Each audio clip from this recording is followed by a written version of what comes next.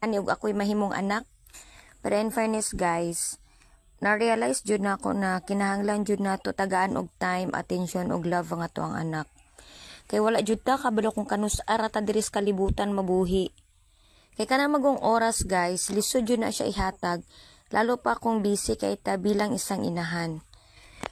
Pero ako, mas prefer na jud nako karon ang oras na ihatag nako sa iyaha. Kay para kung mawala man ta sa kalibutan, dili na to pagsisihan na may pagkukulang ta, kulang atong time sa ilaha, kulang atong love sa ilaha. Kaya ang kwarta guys, bulak rin taon na sa atong kinabuhi. Mawala ra na siya. Pero kanang memories na ilang mahuna-una nga giunsa nato sila pag care, pag love ug hatag og oras, hangtod jud na sila manigulang di nila na malimtan. Sa marato.